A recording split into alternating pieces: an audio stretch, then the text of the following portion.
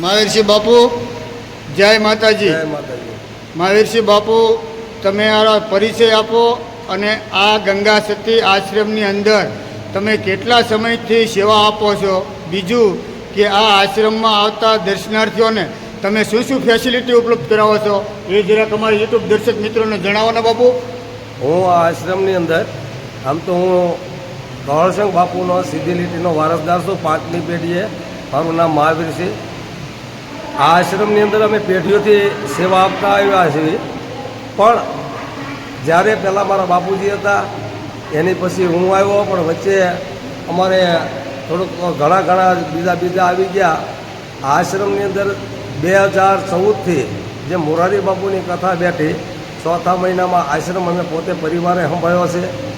આ આશ્રમની અંદર અમારે એક જ ધ્યેય છે કે લોકો બહારથી જે દર્શનાર્થી આવતા હોય એ લોકો અહીંયા પ્રસાદી લે, અહીંયા એને રહેવાની બધી સુવિધા મળે, વ્યવસ્થા મળે, કોઈ ફી કોઈ ફંડ ફાળા ખોટા ન થાય, આશ્રમ ઉપર કોઈ ધંધો ન કરે, આવો અમારા કુટુંબ પરિવારનો હેતુ હતો।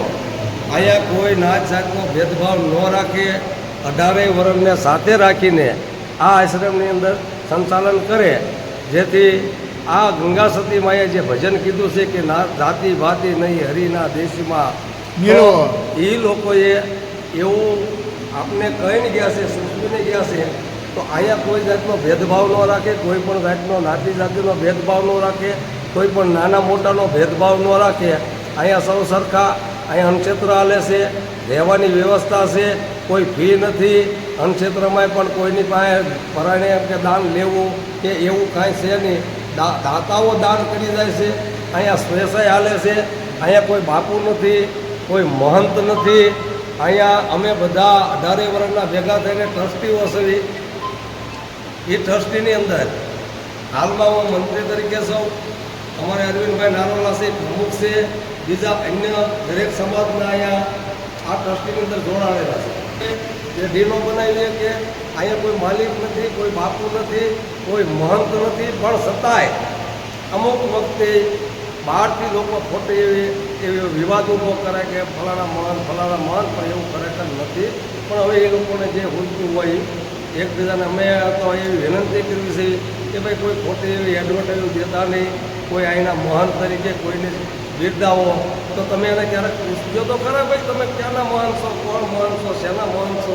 પણ છતાંય અમારા આશ્રમને વિવાદ ન થાય એટલે અમે કોઈ વિવાદી ભાષામાં કોઈથી બોલતા નથી, કારણ કે સમાજની અંદર એકબીજાને ઘર્ષણ ઊભો થાય, લોકોને એવું થાય કે ભાઈ આ ક્ષત્રિયો છે તો આ લોકો આવું કોઈ પણ ઉપર વિવાદ કરે છે। ખરેખર અમે કોઈની ઉપર વિવાદ કરવા માગતા નથી, પણ અમારા આશ્રમને ધક્કો લાગે છે ખોટો, અને ખોટા આશ્રમના નામ ઉપર ફંડફાળા થતા હોય તો એ ન થાય એ માટે અમે ખાસ બધાને વિનંતી કરવી છે કે ભાઈ આશ્રમની અંદર કોઈ મહંત નથી, કોઈ બાપુ નથી, કોઈએ ખોટી રીતે કોઈની એવી નોંધ ન લેવી કે ફલાણા આ આશ્રમના મહંત છે। ગંગા સતી આશ્રમના કોઈ મહંત છે નહીં। આ જગ્યા ગૌરસંગ બાપુ ગંગા સતી પાનબાઈની છે, પોતે ક્ષત્રિય સમાજના હતા, પોતે સંસારની અંદર રહીને ભજન કર્યું છે, અને કોઈ પણ જાતનો ફંડ ફાળો કે કોઈની કોઈ જમીન કે આ કોઈની ફાળામાં લીધા વગર પોતાની વાડીમાં ભજન કરેલું છે। તો અમારો એવો ભાવ છે કે ગૌરસંગ બાપુ અને ગંગા સતી અને પાનબાઈ જે ભજન કરીને ગયા છે એની વાંહે કોઈ ધંધો ન કરવા જોઈએ। ઘણી વખત અમે બધી જાહેરાત કરી છે, છતાંય અમુક લેભાગુ માણસો આ રીતનું વાતાવરણ ઊભું કરે છે। વિનંતી કરવી છે કે ભાઈ બંધ થઈ જાઓ, કારણ કે હવે હદ થઈ છે, આવું કોઈ પણ પ્રકારનું અમે સાચી નહીં લઈએ, સમય આવે અમે જાહેરાત કરશું।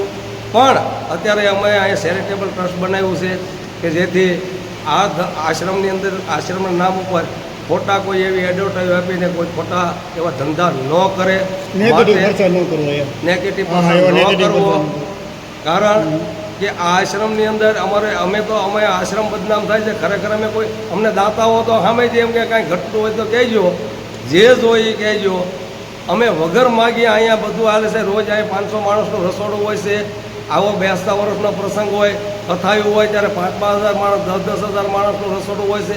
મોરારી બાપુની કથામાં 1 લાખ માણસ સુધીનું રસોડું આ કાયમ થતું છતાંય કોઈ પાસે ફાળો માંગ્યો નથી. એના દાતાઓ તે માં પોતે તે ગમે એને આમંત્રણ આપીને લઈ આવે છે. અમારે કોઈની પાસે માગવા જવું જ પડતું નથી. પણ અમારે અહીંયા 18 વરણ, મેં કીધું એમ 18 વરણને સાથે રાખીને, કારણ કે અહીંયા ગંગા સતીને 18 વરણ માને છે, 18 વરણના અહીંયા દર્શન કરવા આવે છે, કોઈ વ્યક્તિ નહીં, 18 સમાજ. તો આ આશ્રમની અંદર કોઈ વરણ વ્યવસ્થા કરવી ઊભી કરવી નથી. અને દરેક આવે, દરેકનો એવો ભાવ રહે કે ગંગા સતીએ કીધું છે કે ભક્તિ કરવી અને રાગ થઈને રહેવું પાનબાઈ. એટલે આજે મહા શબ્દો કહીને ગયા, એ શબ્દો ઉપર અમે સેવા કરવી છે કે ભાઈ નાતી જાતિની હરિના દેશમાં.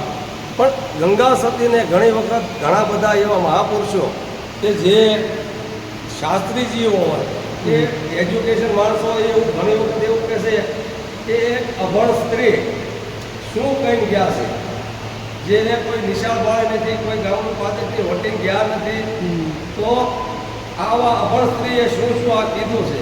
પણ ખરેખર એ લોકોને અજ્ઞાનતા છે. કારણ કે ગંગા સતી અભણ નહોતા. ગંગા સતીને જે ગુરુએ ભણાવ્યું છે એ ભણ્યા છે.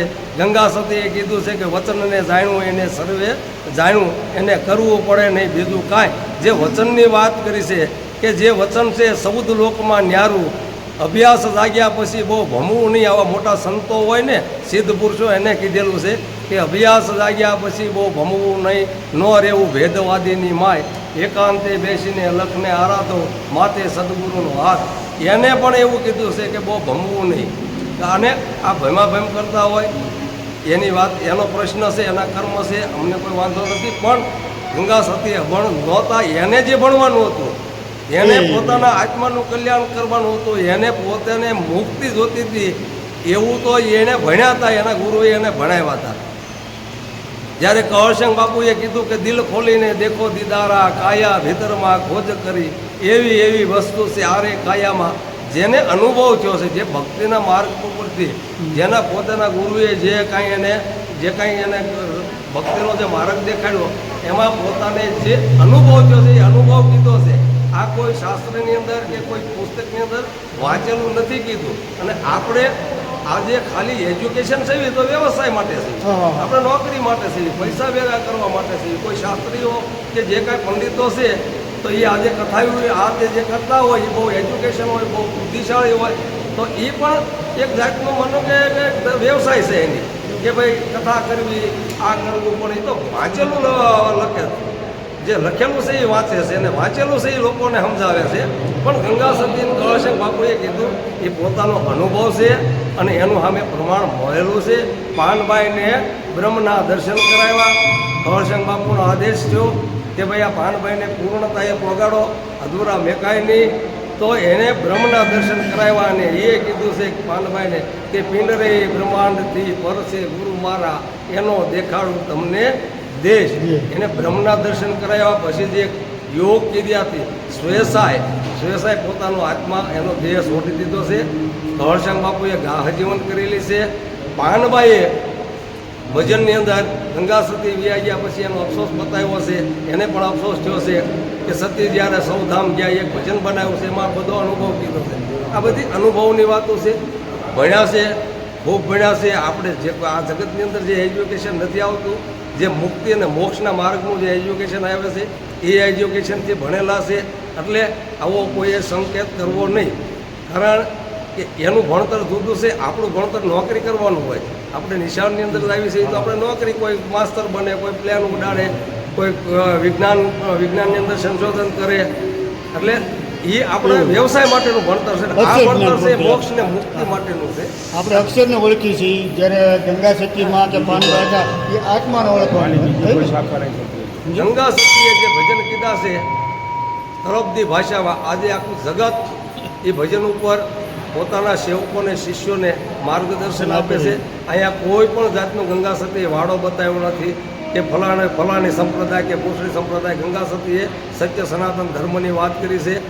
અને ગંગા સતીને અત્યારે દરેક સંપ્રદાયવાળા, જૈન સંપ્રદાયવાળા હોય, સ્વામિનારાયણ સંપ્રદાય હોય, ઉગમ ફોજ હોય, કબીર પંથ હોય, દરેક સંપ્રદાય ગંગા સતીને માને છે.